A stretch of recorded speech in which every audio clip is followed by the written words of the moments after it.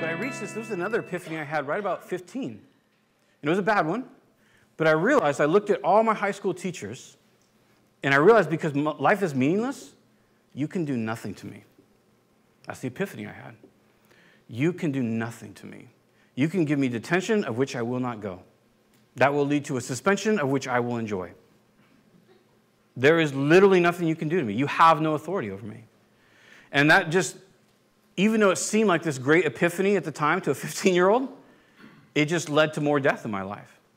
Because I just raged against all the more authority and anyone who claimed to tell me what to do. So that obviously is not healthy. So when I was about 16, it was about 3 weeks into my junior year of high school, I just left. And I was like, I'm not going to this place anymore. I don't care about this place.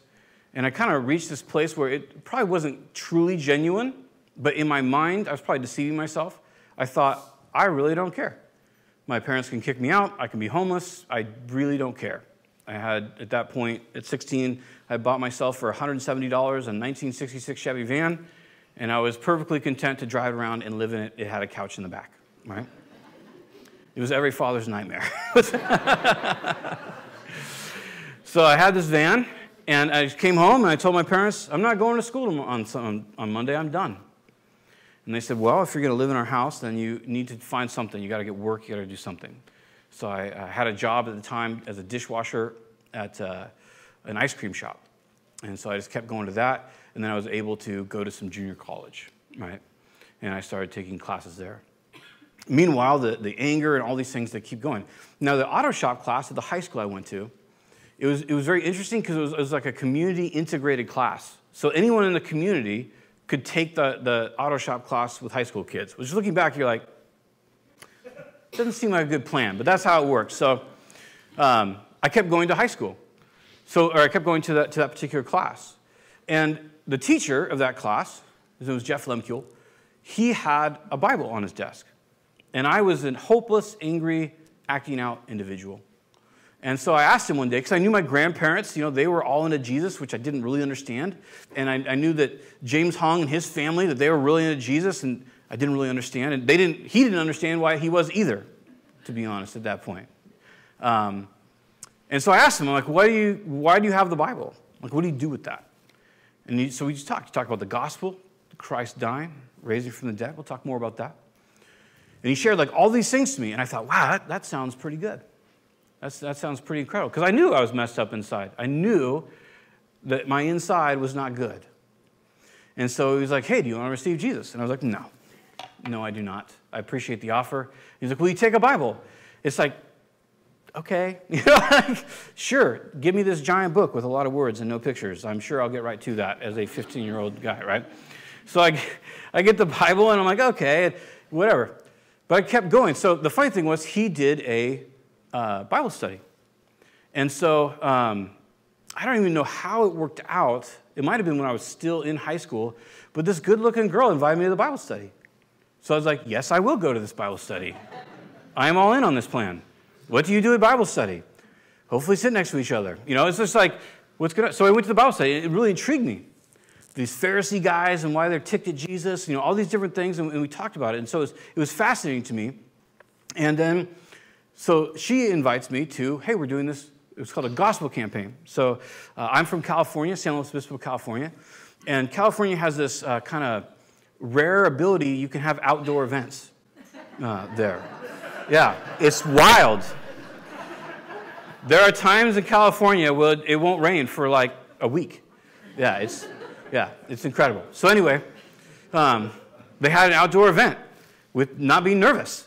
And so I show up to this event, and this guy gives his testimony, and there's a band, and the whole 9 yards, so kind of a gospel campaign is what they call it. And I heard the gospel, and I was like, man, that's incredible. This is incredible. But I left because I just thought, you know what?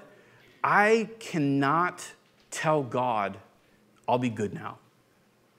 I knew I was messed up inside. I knew I made bad choices. I didn't care that I made bad choices. And then it would almost snowball in my rage about bad choices that I would push farther.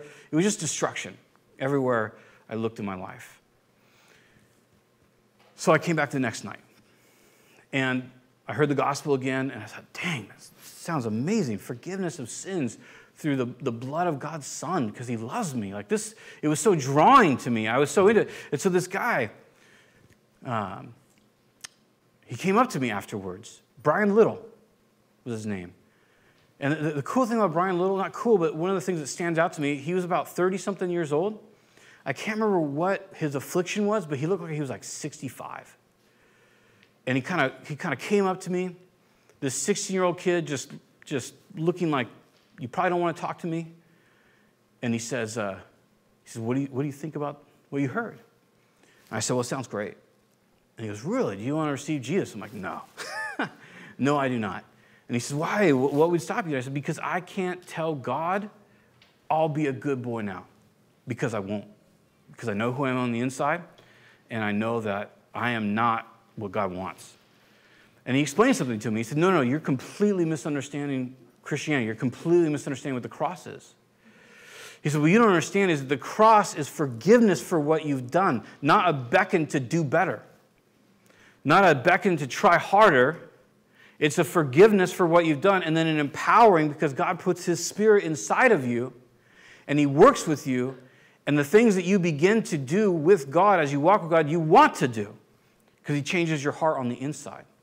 Something that I knew I can't change my own heart. I had gone through all those things, going through youth group, and like, well, okay, I shouldn't cuss anymore. I shouldn't fight anymore. I shouldn't, do all these things.